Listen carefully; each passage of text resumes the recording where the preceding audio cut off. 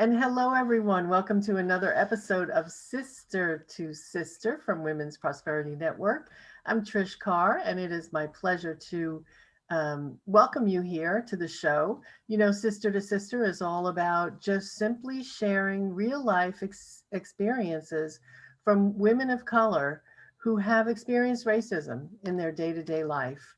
The idea is to, take away all of the conversation around systemic racism, white privilege, where it exists, when it exists, and just hear from people. Because when you hear from people, you hear how it affects and how often it affects. So I'm really happy to have my guest with me today, and she is the amazing Dorothy May Ross. And you'll see her background is Porch Talk. And she has a great show. Dorothy May, tell everybody about the show while we're at it. Well, Porch Talk is just really, really simple. It's where the girls come and we gather and we talk about things that we decided we wanted to do when we were in grammar school, in high school, and we compare as to whether those things are happening in our lives now. Did we change those things? You know what I'm talking about, girls? How we talked about the husband we were going to have, how many kids we are going to have, what the house looked like, and we just have a little fun. We laugh off the stress and the struggles of the week, of the day, and we just laugh a little bit and have fun and set everything aside just for a little while. Yeah, that's so funny when you said you talk about what you wanted to be when you were growing up. So when I was growing up, I went to Catholic school. So while I was in grammar school, first grade, second grade, third grade, of course I wanted to be a nun because that's what you want to be when you're a little Irish Catholic girl. And then I went to eighth grade and decided that boys would be fun. So I changed my mind about being a nun. Anyway, I digress. But anyway, let me tell you a little bit about Dorothy, and then we're going to get right into the conversation. One of the reasons I was so excited, Dorothy May, that you were coming is because your background is so diverse. You spent more than 30 years in corporate America, and you're also a pastor. So you hmm have that whole spiritual side of yourself. And since I don't know if you started when you left corporate, but you've really figured out multiple streams of income. So you're doing two of my favorite systems. One is your Legal Shield, right? Correct. Yeah, I love Legal Shield. In Yes. fact, I have to tell you that I was a Legal Shield rep for about a year and a half in 2008, and I haven't done it probably since 2010, right? I still get a check from Legal Shield because it's Awesome. one of those mailbox money things. You sell it back then and you still make money. The other company that I really love that you're associated with is Melaleuca, Oh my God. Woo. right? Yeah. Melaleuca has all of these amazing products that when you buy them, you can count on them being natural, no toxins. I don't even like the word toxins. We're talking poisons, right? Yeah. So I use a lot of those products. So those and the cool thing Dorothy May's done, and I know we all want to do this, is she's figured out how to have multiple streams of income. And one of the things she does in and outside of her ministry is showing women how they can do the same thing, showing women how they can recognize whatever it is that's, keeping them from all of the things that they want. And we all have stuff, don't we? We all have stuff that we don't know is stopping us. And she inspires them and shows them how they can have it all because you really can have it all, can't you?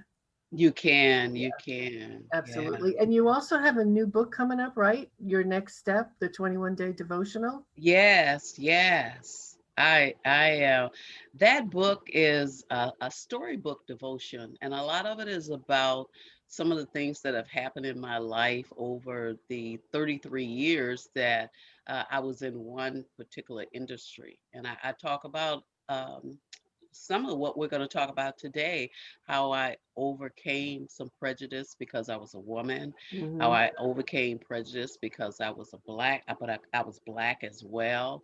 And I wasn't really welcome in this men's industry. So Yeah. I talk about things that concern other women that are caught in the same space I was. Yeah, and I think about that too. It's like I know what I've experienced because I'm a woman in terms of having to be better than the man next to me, right?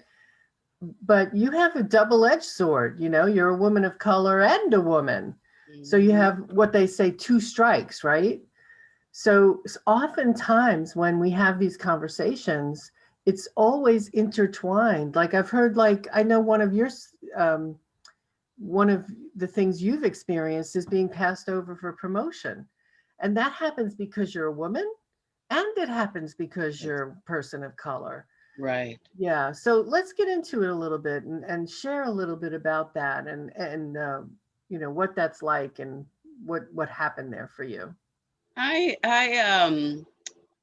as I began to go through the painting industry and positions became available, I was always told that I wasn't ready for those positions. Mm, But what I found out is that uh, they were sending me people to train, men to train.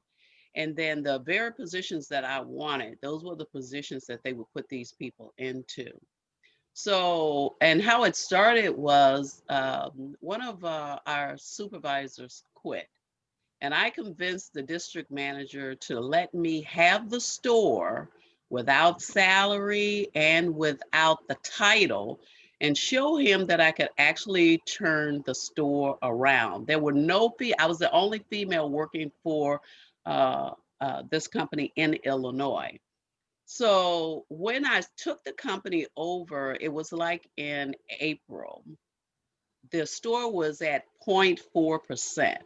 We had to do 12% budget every year. We had had two store managers and neither one had done it. So I looked out of the box. I sold paint to house to, to residential homeowners. I went into the industrial area and started looking around. And by the end of the year, I had done 25% above budget from April to December. wow. I had hired a part-time young man. He was 16 years old. I hired him, Sam, I'll never forget it. And I trained him to become my assistant, even though I was the assistant, but I trained him to be the assistant.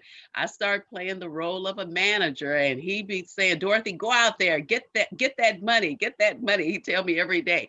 So I would stay in the store and I would go out 3 days a week as a sales rep, even though that wasn't my job, because I couldn't get the men to help me. They would not help me.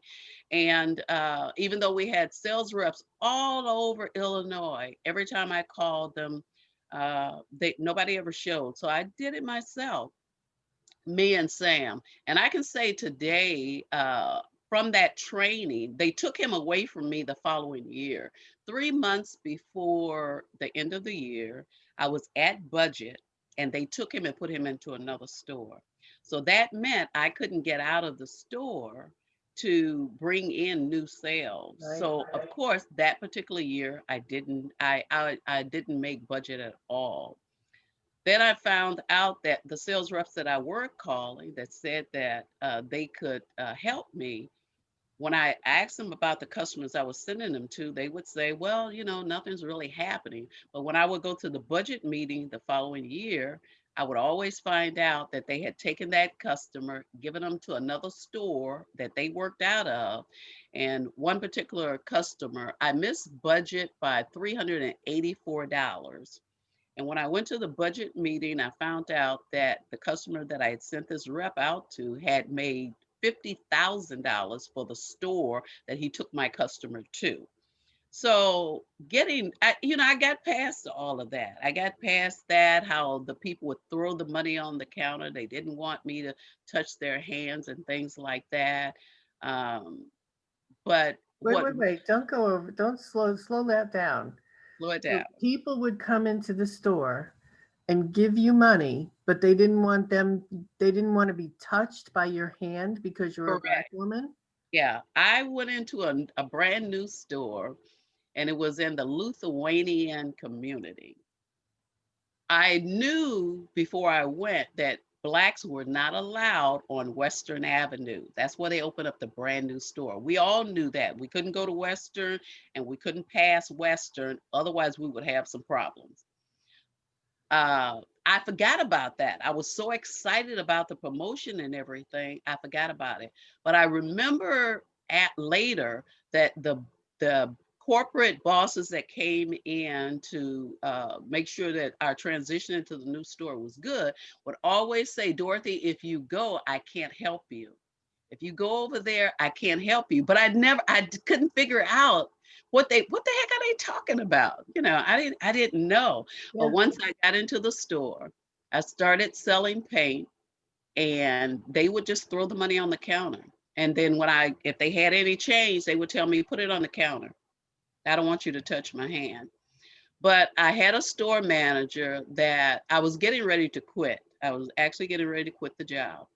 And one of the guys was really belligerent. And he walked out and he said to the whole store, if you guys have a problem with Dorothy servicing you and working with you, then I can tell you now, you need to find another store to go to. And he said that to the customers? He said this to the customers. Way Yes. to go.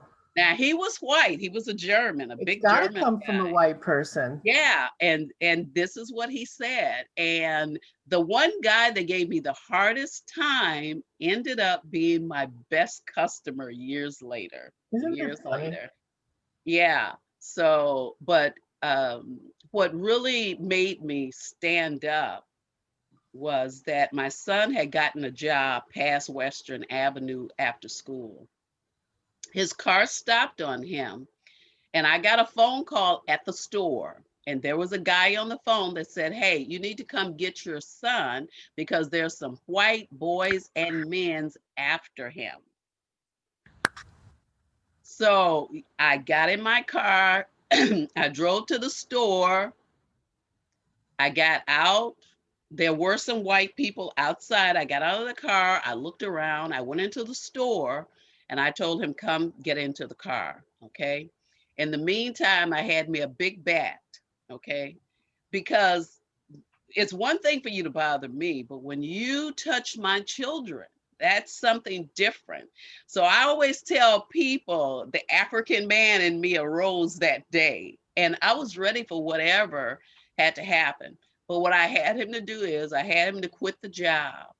And then I found him a job within my company that I worked for. How old was your son then? He was already working. He was 16. He was 16. At that time, you could work at 16 years old. You And can't what were now. they doing to him? His Just car stopped and he got out of the car to see what was going on with the car, and they saw him. So they started calling him names, he said, and they started chasing him. And they chased him for a block and he saw a store and he ran into the store. smart boy. Yeah, Smart, really yeah, smart. It's yeah. not a So stick I to was, death. yeah, it was something to behold. And then I really got with me after that, I was really determined that I was going to stay where I was at the place, the store that I was in, and I was going to turn things around within that store. And I actually did. I started putting coffee out, putting rolls out early in the morning. I had tables and chairs set out where, after a while, a lot of the white older women would come into the store and they would drink their coffee, eat their rolls, go through the wallpaper books and stuff. We would talk or what have you. And I actually started my first outside company there. I started painting and hanging wallpaper for some of the older women that were in the area. Was this still in the Lithuanian neighborhood? This was still in the Lithuanian neighborhood. So Yes. isn't it interesting that once people gave you a chance, once someone white like them that they could relate to stood up and said, hey, if you got a problem with this woman, you got to come through me. They changed their attitude and slowly embraced you in the community. To me, that really highlights the whole idea of when you see something, say something. Yeah, absolutely. My boss hired when we first started the store. He was taking applications for a job. I remember the door being locked, and I walked to the door to unlock the door and open it so that this white girl could come in. She almost knocked me down coming into the door, getting it, just moving me out of the way. But what really surprised her is he hired her. And when he came out of the office, he said, I want you to meet your assistant manager that you'll be working under. And you could have bought her for a dime. Yes, yeah. So one of the things that I did when I took the store over is because everybody was gone. When he left, everybody else wanted to leave too. I hired women of various uh, nationalities. Beautiful. So I hired Spanish, I hired Oriental, I had a black girl, I had a white girl. So I had a whole staff of women in each one. So my boss walked in and said, "What the heck? We got the United Nations up in here?" You know? Right. It's great. Until people see themselves, I was reflecting on this yesterday. I don't know why it hit me, but I'm so heartened. I'm so optimistic because there are so many television commercials now with people of color, Asian, Black, Hispanic, Indian, Arab, from everywhere. I really am noticing it more and more. I mean, obviously, I'm noticing it because, it's very close to my heart now. And I was thinking, somebody was telling me the other day that one of the things she told her son when he was young was, besides about how to keep your hands in front of you if you ever get pulled over by the cops, like we all know that story. But she said, you cannot run. A young Black man cannot run. Yeah, no. If you run, people are going to think you're running away from something you stole or you did something wrong, right? And as I was watching yesterday and I saw commercials with men specifically Black men, I was like, this is what has to happen. We have to just be a United Nations. When I walked into your store, I would see the United Nations. So that when I saw those same people on the street, it was nothing unusual. So Correct. I think about you saying you have three sons, right? Yeah, And yeah. I also know you have biracial grandchildren as well. I do. Yeah, I do. Yeah, Yeah, so there's yeah. definitely, I mean, things just having an African American son or a Black son. I mean, the things we all love our children and we all worry about our children. But one thing white women and men don't have to worry about is what your son went through at 16 years old, because simply because of the color of his skin. Yeah, it's my youngest son has a black fiance. My middle son has a white wife, and the oldest son has a biracial wife. Yeah. So it's I still have the United Nations. Yeah, that's Yeah, wonderful. That's wonderful. Well, I really appreciate you sharing. One of the things that this has done for me, I have to say individually, having my women friends, and these conversations every week, is I learn every single time. Like I get a deeper understanding of, you know, w- what it's like to be different. I walk down the street, I'm a white girl. I don't, nobody's turning their head at me.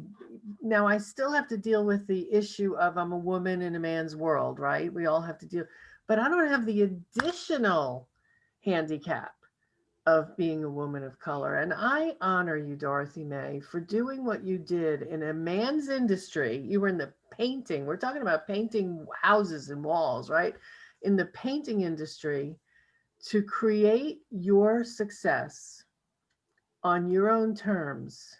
I honor you, I congratulate you, and I thank you for sharing your experience today. It makes such a difference.